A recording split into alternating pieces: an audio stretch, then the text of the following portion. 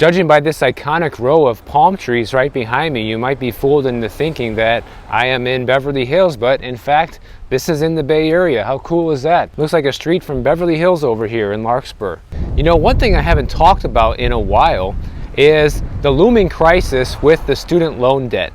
Because in case you don't know, at the end of September of 2024 is the deadline of when, if people don't start repaying their loans, their credit score is going to start suffering from this. And we know a lot of people are not paying their student loans, trying to milk out this situation as long as possible, and have seen zero financial consequences of this up until pretty soon, because starting October 1st, that's all about to change. So what we're talking about right now is called the student loan on-ramp, which is something that the Biden administration did as a favor to student loan borrowers to essentially help them out for one more year and keep the economic numbers looking good as long as possible. But even despite all these things, we've seen a lot of problems with the economy recently, with the jobs reports and what's happening with the amount of people being laid off right now, and the unemployment rate has gone up fast enough to trigger the SOM rule. There's a lot of things that are happening right now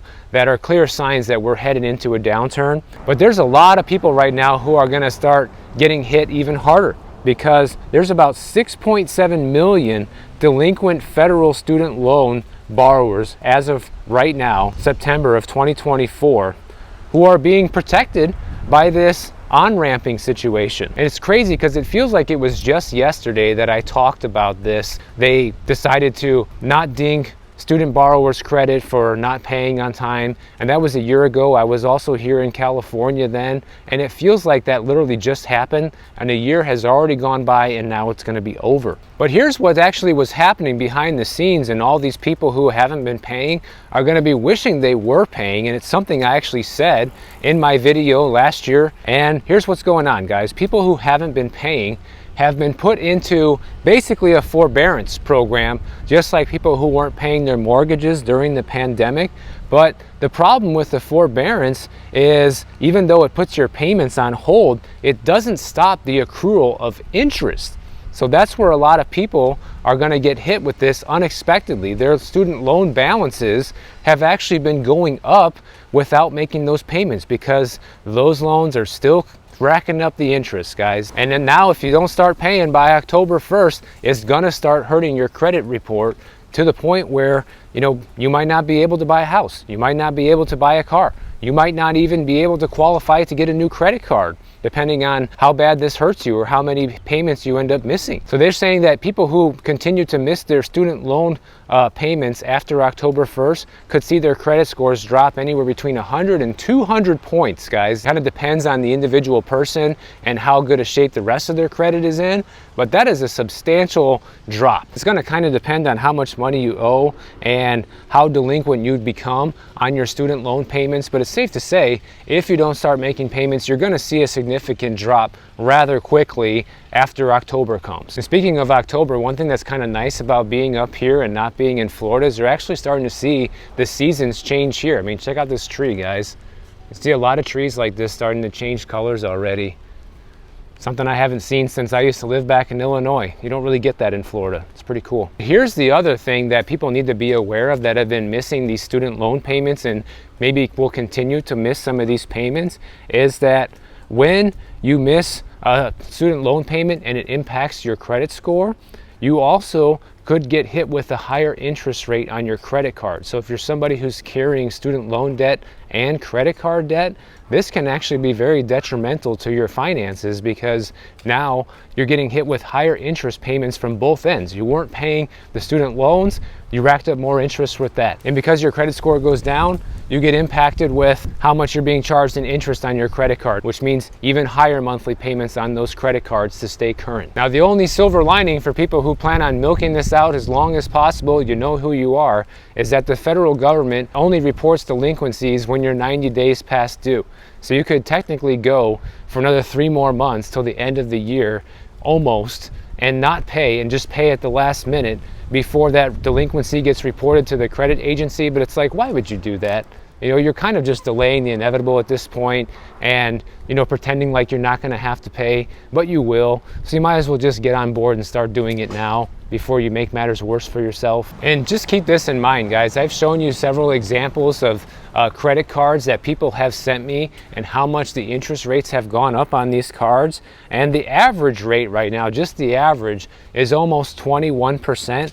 But I've seen individual examples of things that you guys have sent me of where it's 35%.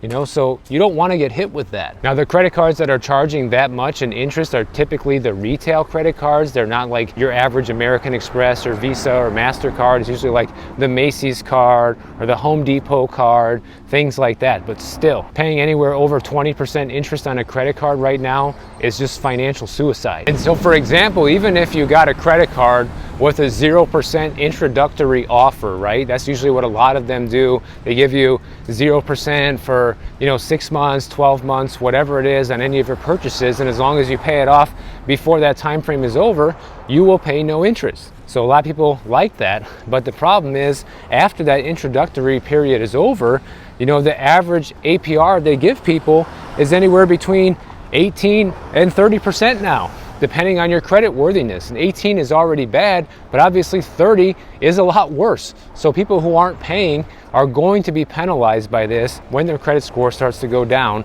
Not to mention the availability of being able to borrow money in the future is also going to be hurt by this. So the jig is up, guys. People have to pay rents again, people have to pay their mortgages again, and now finally it's going to be the student loan debt. So all of this artificial help that we got during the pandemic is going to be over with.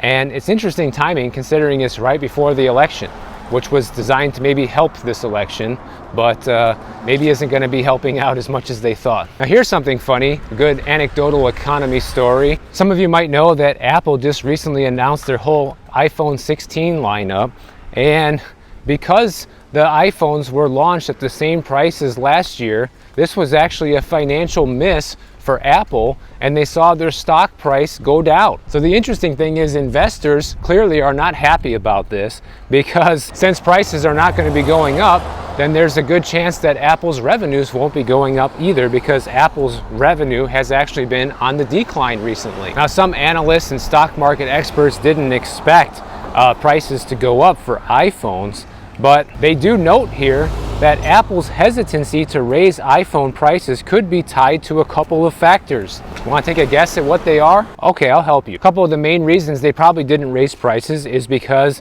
of signs of a slowing economy and the fact that Apple Intelligence is still in its early stages. That's one thing they promoted a lot in their keynote presentation, was Apple Intelligence and how Siri is going to be so much better now, and because they're going to be using AI that's built into the system, how much better things are going to be. But just like every other form of AI, it's still pretty much in its infancy and probably isn't going to be that great, if we can be honest. So Apple's idea is that we're going to make up on volume.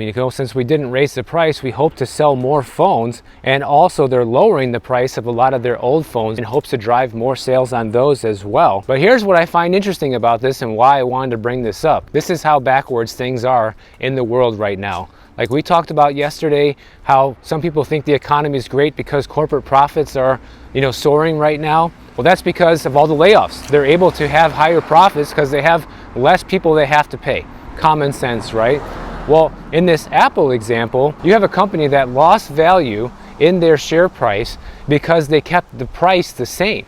So shareholders would prefer if they would increase the price on already strapped consumers, so that way they can increase their revenue and ultimately their share prices. It's interesting because when you look at corporations, they're almost like the Fed in a way. They have this dual mandate. The Fed has to keep unemployment as low as possible while keeping inflation as low as possible. That's their goal, right? But the corporation, they have a similar goal where they have to keep prices as low as possible, but keep share prices as high as possible. Kind of pleasing two different crowds is pretty tough to do. But I think Apple is realizing that the phones are already so expensive and people have slowed down on spending significantly recently, and any sort of a price increase at this point would be detrimental to their business. And I think they'd rather take the small hit on the share price rather than upset the iPhone sales. And it'll be interesting to see if they even sell a lot of these phones. I buy one every year for these videos. I use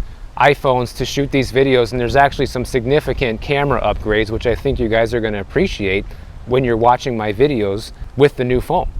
However, spending a minimum of $1,200-$1,300 on an iPhone 16 Pro Max is a lot of money. Most people aren't going to do that. Even the base model iPhone 16 starts at like $800. Now, the only thing that's like an ace in the hole for companies like Apple is that a lot of people don't even purchase these phones. They finance them, guys. People don't have the money, but they want the phone, so they put it on the credit card or they finance it through the carrier. They do one of these 0% down things, whatever, just to get their hands on the phone and buy now, pay later, essentially. Worry about paying off the bill later on. Here's something really wild, and it's always a coincidence when I bring up the electric cars. We got a Tesla right there in the background.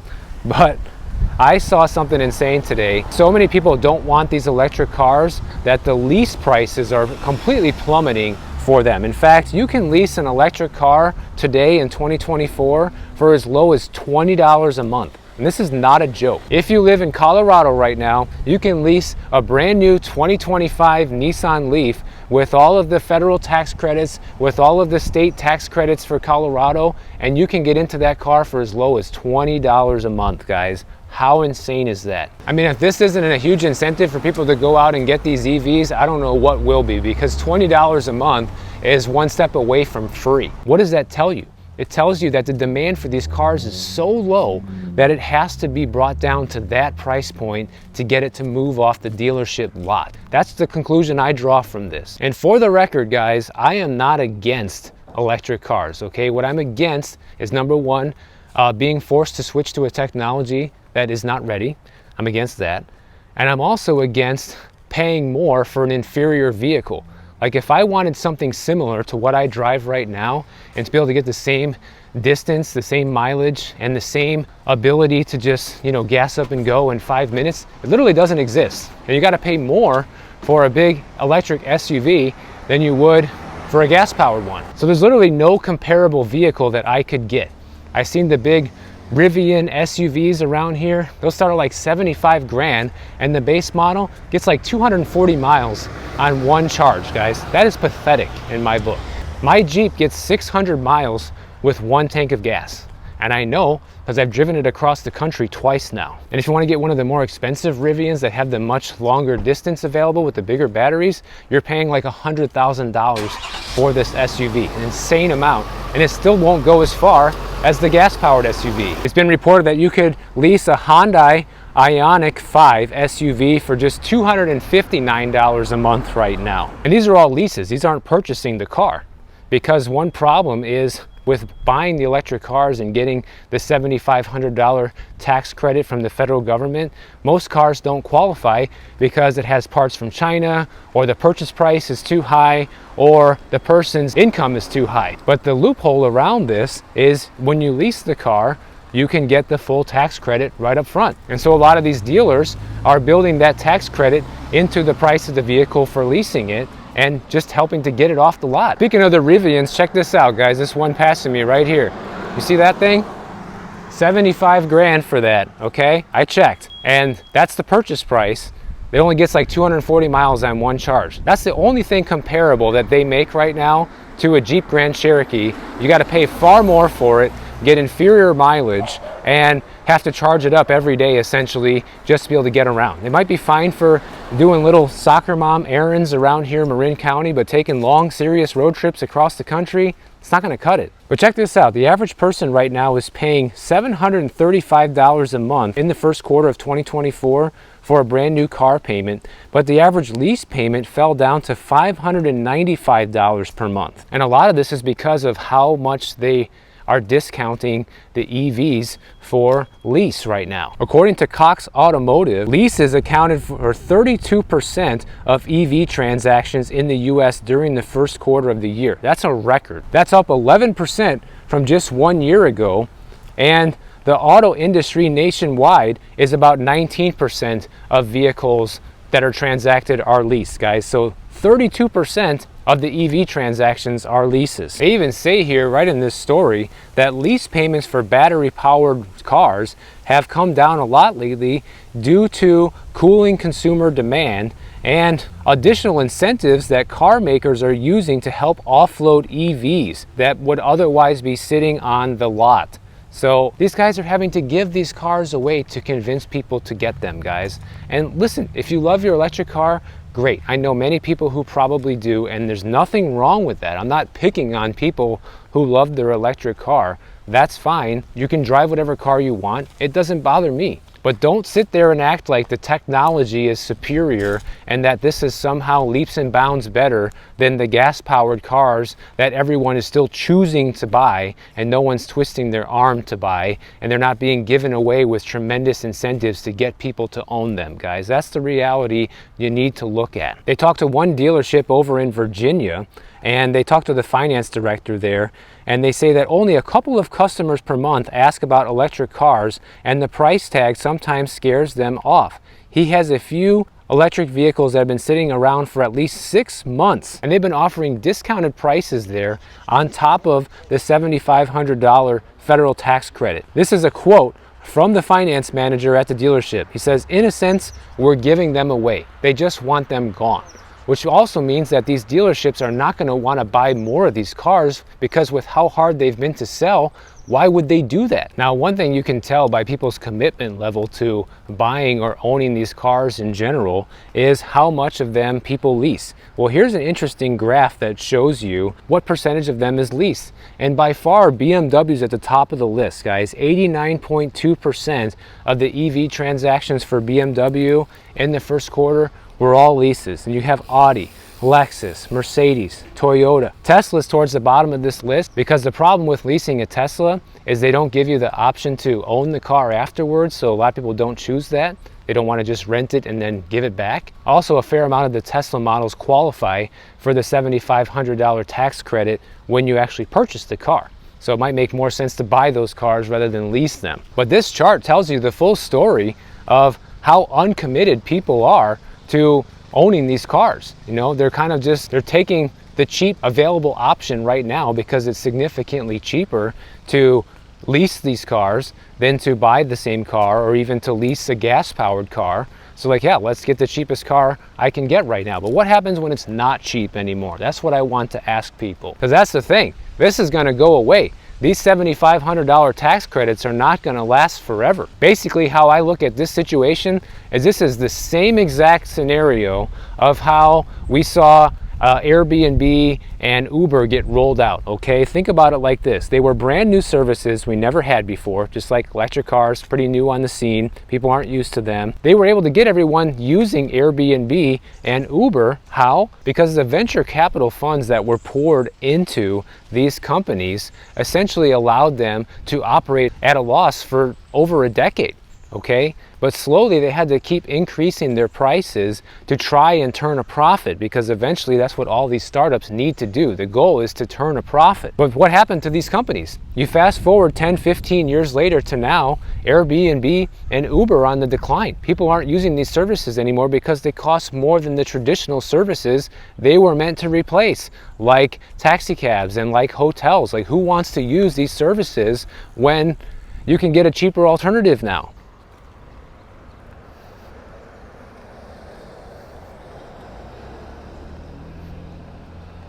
So you can almost guarantee the same thing is now going to happen with the electric car situation, okay? Because people are taking these leases right now because they're so cheap.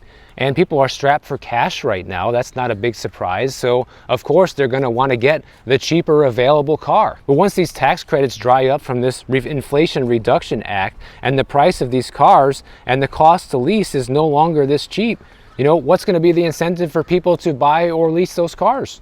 Probably won't be there anymore, especially if the technology hasn't caught up by then. For example, guys, like I was saying earlier, I'm not against electric cars. If I could buy a vehicle like my Jeep Grand Cherokee, similar in size, could also refill the battery, okay, in like 5 minutes, just like at the gas station.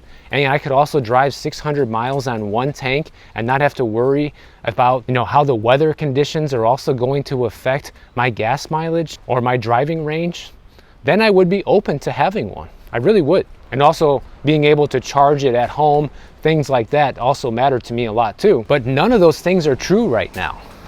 So I'm just fundamentally against it because it's a technology that's being touted as superior when in fact it's still inferior. And those are just facts. The fact of the matter is, an electric vehicle cannot compete on price, cannot compete on range, cannot compete on size, cannot compete on refueling times, similar to what I have right now. So until it does, I won't be interested in owning one. So anybody who's looking to get a car right now on the cheap, go get one of those Nissan Leafs, guys. You can go to a different state and buy a car too, by the way. You don't have to buy a car in the state you live in. So if you live in Florida or California or Illinois or whatever, go on over to Colorado and lease that Nissan Leaf for $20 a month, but have fun driving it home at 150 miles of range or whatever those things have, because it's probably going to take a while. But if you enjoyed this video, make sure you start paying your bills, especially if you're a student loan borrower who's delinquent. Make sure you subscribe to the channel, and if you don't want to wait for my next video to come out, check out this one on the screen right over here, and I'll see you in the next one.